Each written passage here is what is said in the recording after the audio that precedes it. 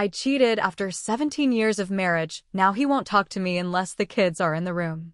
Yeah, that's my life now. Sounds bad when you put it like that, right? I'm Lauren, 42, and I totally didn't see my life turning into this soap opera. Everyone always said Michael and I were the perfect couple, 17 years of marriage, 2 beautiful daughters, and a house in Cedar Hills where people actually want to live. We were that couple everyone looked at and thought, relationship goals. Michael was always the guy who remembered anniversaries without phone reminders. He'd bring home my favorite takeout when I had a rough day at work.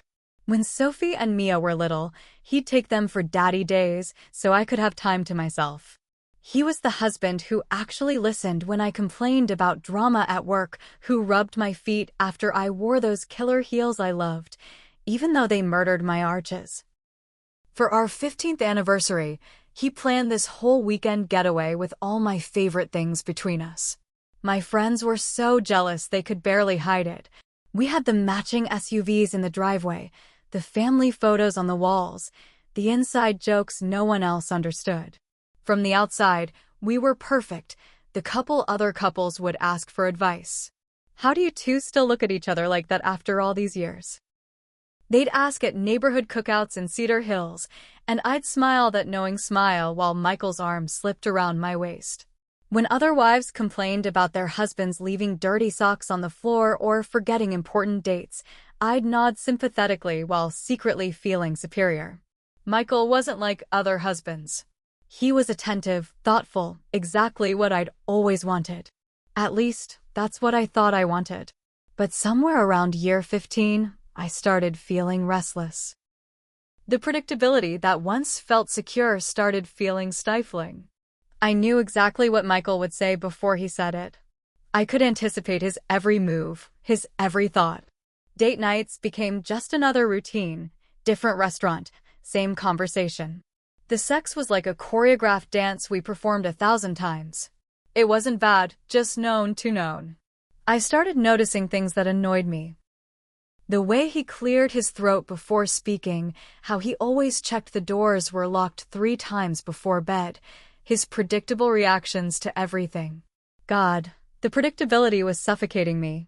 I'd look at him across the dinner table, talking about his day at work, and think, is this really it? Is this all there is for the next 30 years? I never said anything, though. What kind of ungrateful witch complains about a husband who's actually nice? Instead, I smiled and nodded and played my part as the happily married wife while feeling like I was slowly disappearing. I started spending more time at work, volunteering for projects that kept me busy and away from home. I told myself I was advancing my career, but really, I was just avoiding the crushing sameness of my perfect life. The girls were teenagers by then. Sophie was 16 and Mia 14, both lost in their own worlds of friends, activities, and social media drama. They needed me less, and that left more time for me to dwell on my dissatisfaction. I'd look at younger women at work, single and carefree, and feel a twinge of something like envy. I started paying more attention to my appearance, updating my wardrobe, getting a new haircut that made me look younger. Michael noticed, of course. He complimented me, seemed pleased. "You look amazing, babe," he'd say, and I'd feel a moment of warmth before the restlessness crept back in. I wanted more reaction, more passion, more something. I started wondering if anyone else would look at me and feel that spark I was missing, and then Nathan started at the office. Nathan wasn't particularly handsome or charming at first glance. He wasn't even my type, really. But he looked at me like he actually saw me, not just Lauren the wife, Lauren the mom, but Lauren the woman. When we were assigned to the same project, I found myself lingering after meetings, making excuses to collaborate. We started getting coffee together, then lunch, just colleagues, I told myself, just friends, until we weren't just friends anymore. The first time was after a late night at the office. Everyone else had gone home.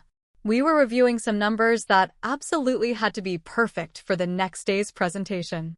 He reached for the same file I did, Our hands touched, and suddenly 17 years of marriage vaporized in the heat of something new, something forbidden. I told myself it was just a mistake, a moment of weakness, but then it happened again and again. I became someone I didn't recognize, sneaking around, making up excuses to work late, deleting texts, creating elaborate lies. The affair with Nathan lasted 6 months before Michael found out. 6 months of living a double life, feeling more alive than I had in years while simultaneously carrying the weight of betrayal. I justified it in 1,000 ways. Michael had grown complacent. We'd lost our spark. I deserved to feel desired. Nathan understood me in ways Michael never had. The mental gymnastics I performed to make myself the victim instead of the villain were truly Olympic level. Looking back, I see the signs. Nathan wasn't actually interested in me as a person.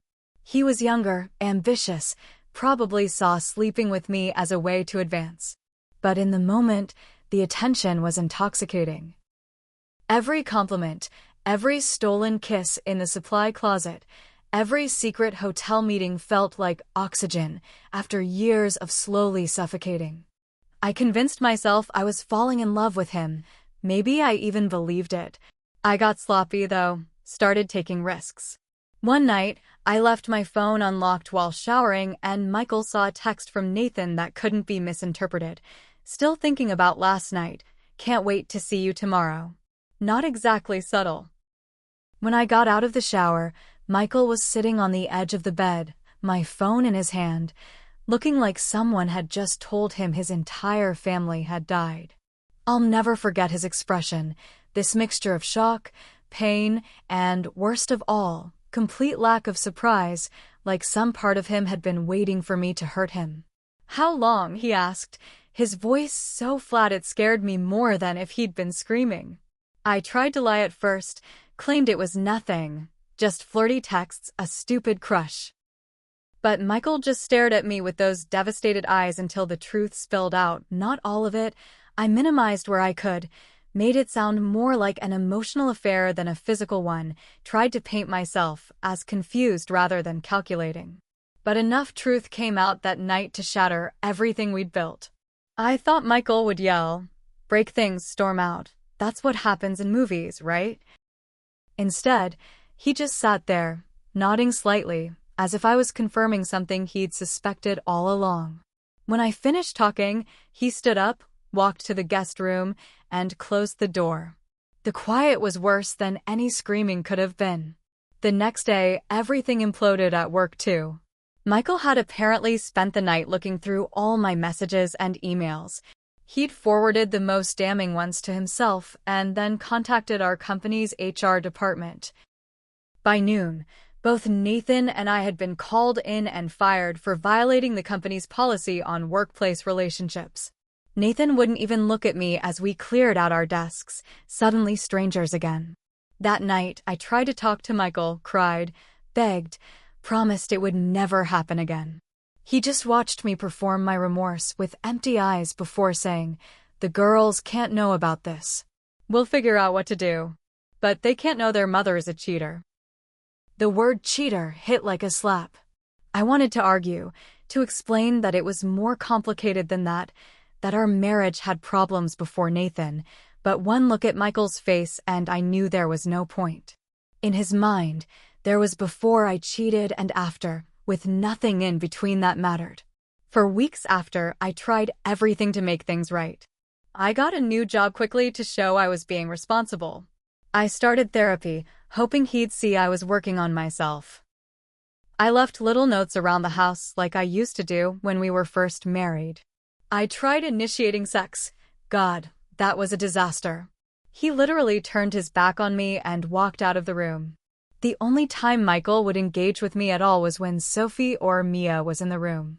Then, suddenly, he'd transform into a reasonable facsimile of his former self, pleasant, conversational, even occasionally smiling.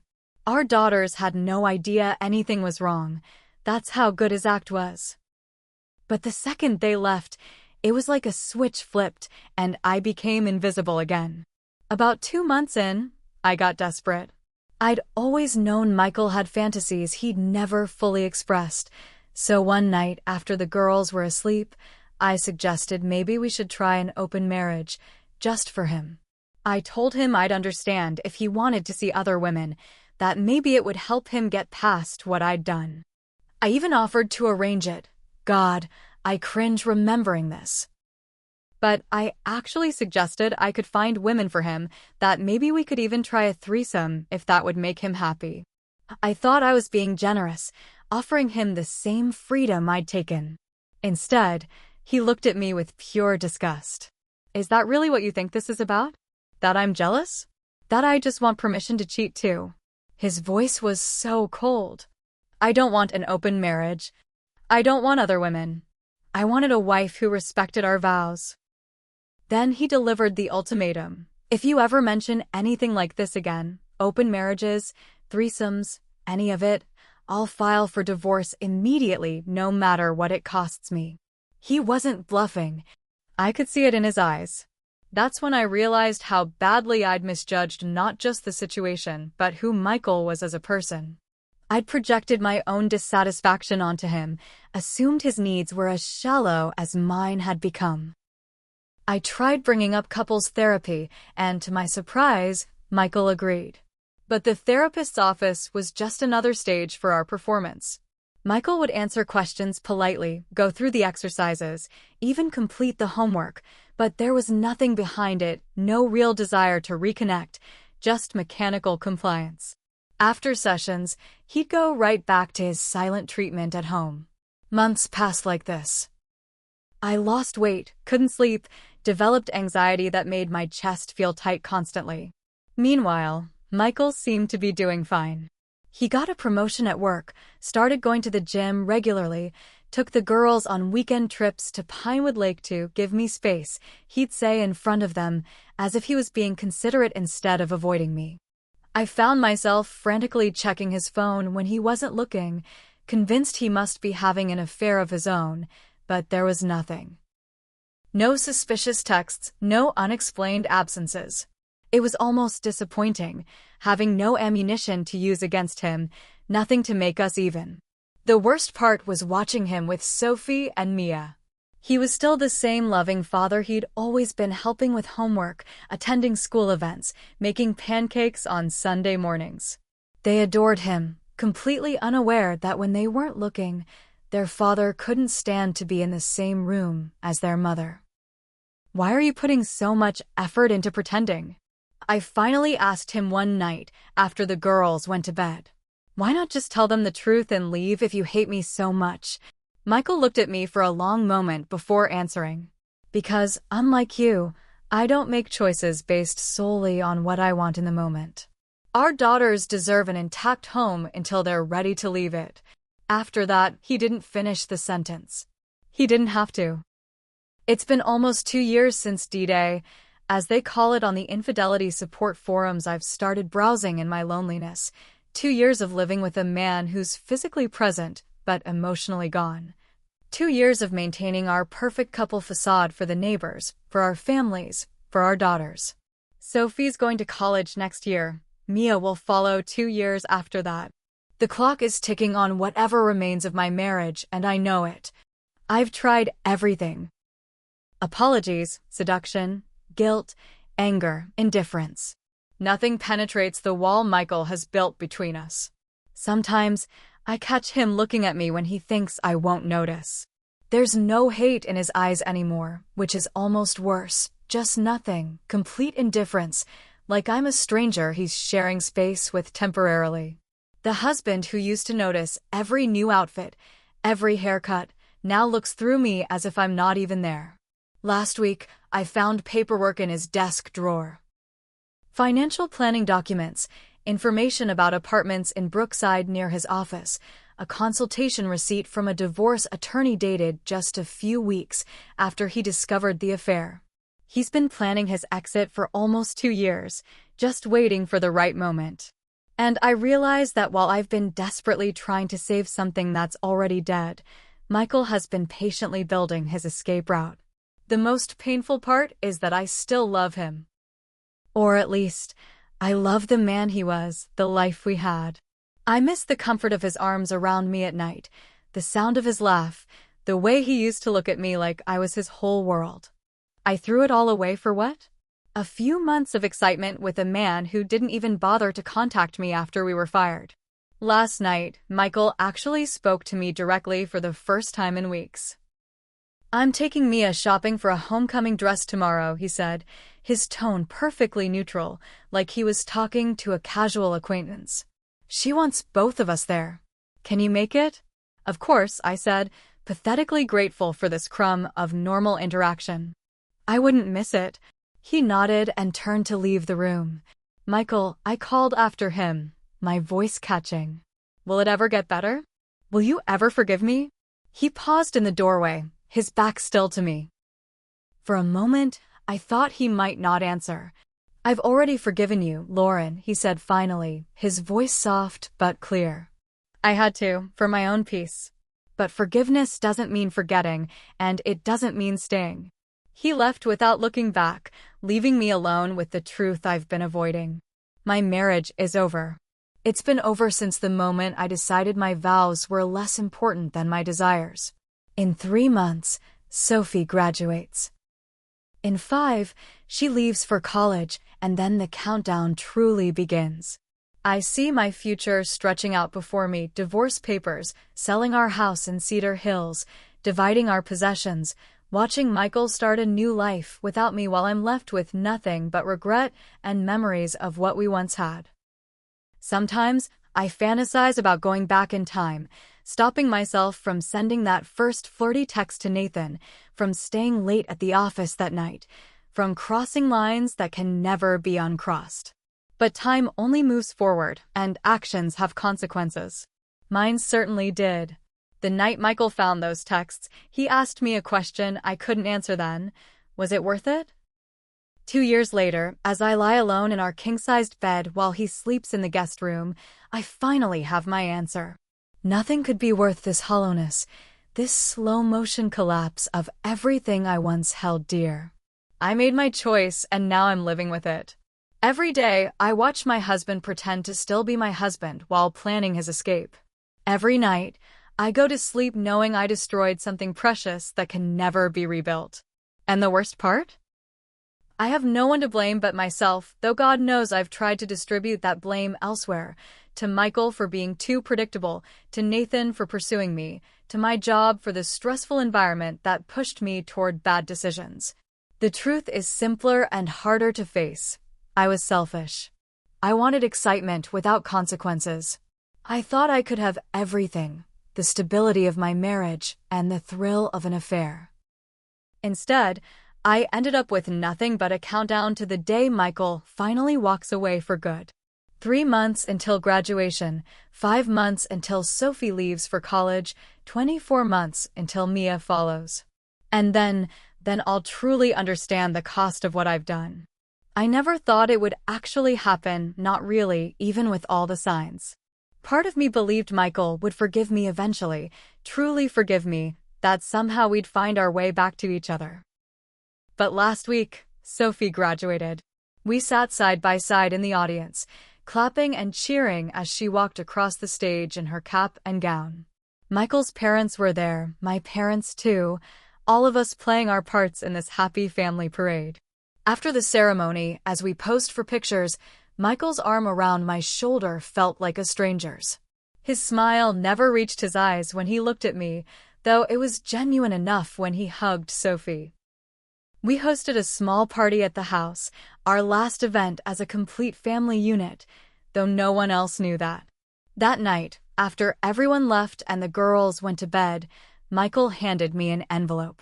Inside were divorce papers already filled out, just waiting for my signature.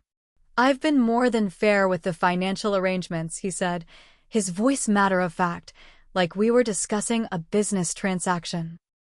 "You can keep the house until Mia graduates if you want, or we can sell it and split the proceeds.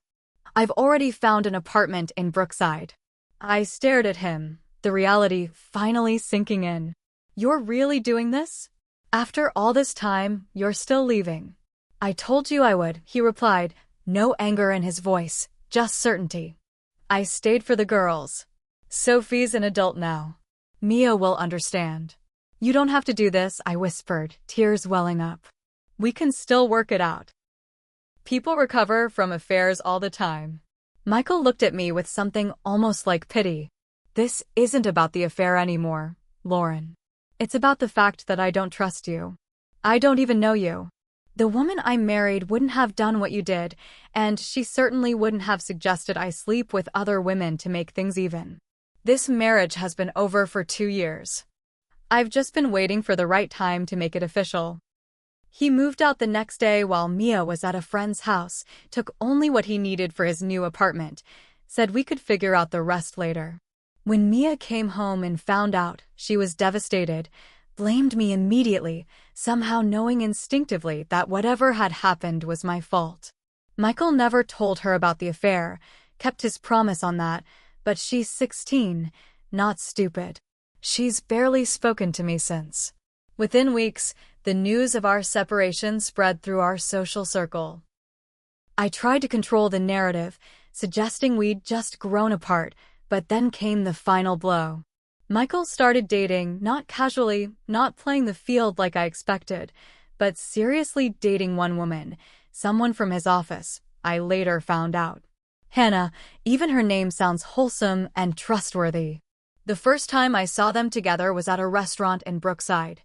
I was having lunch with a friend when they walked in, hand in hand. Michael looked happy. Genuinely happy in a way I hadn't seen in years. My friend noticed them too, then glanced at me with pity. "Did you know?" she asked. I shook my head, unable to speak past the lump in my throat. After that, the story began to shift. People stopped inviting me to gatherings where Michael would be present. Friends we'd had for years slowly drifted toward him. Even my own parents, who'd initially been supportive, started making comments about second chances and how Michael seems to be doing well after meeting Hannah. At Mia's tennis match 8 months after moving out, Michael proposed to Hannah. Mia told me, her voice a mix of excitement and accusation. "Dad's getting married again. Hannah's really nice. She actually listens when I talk." The divorce was finalized last month. Michael and Hannah are getting married in the spring. Mia has asked to live with them after the wedding. Sophie calls from college, but visits her father's apartment when she's home, only stopping by the house out of obligation. The beautiful home in Cedar Hills that was once filled with love now feels like an empty museum of a life that no longer exists. I finally got the answers to questions I was too afraid to ask before. Michael hadn't been secretly planning his exit from the beginning. He genuinely tried to forgive me. It was my behavior afterward that killed any chance of reconciliation, the manipulation, the suggestions of an open marriage, the refusal to take full responsibility. As he put it in our last real conversation, "You weren't sorry you cheated. You were sorry you got caught." He was right. I wasn't truly remorseful, not at first. I was just desperate to avoid consequences, to keep my comfortable life intact. By the time I understood what I'd really lost, it was far too late. I ran into Nathan last week, the first time since we were both fired. He's married now too, to someone younger, barely acknowledged me beyond a nod.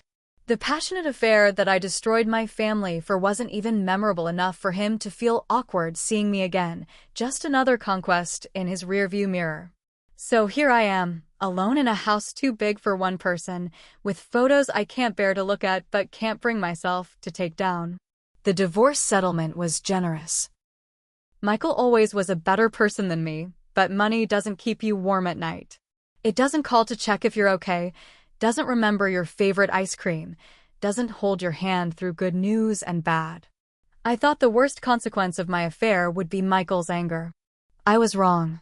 His indifference was worse than his anger, and now this new reality, watching him build a happy life with someone else while mine crumbles. This is the true punishment, not because he intended it that way, but because it's the natural result of the choices I made. Sometimes, on my darkest nights, I take out my phone and hover over Michael's number, composing texts I never send. What would I even say? That I'm sorry? He's heard that 1,000 times. That I miss him? That would only burden him with guilt he doesn't deserve. That I still love him?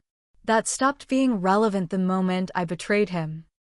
So instead, I live with my regrets.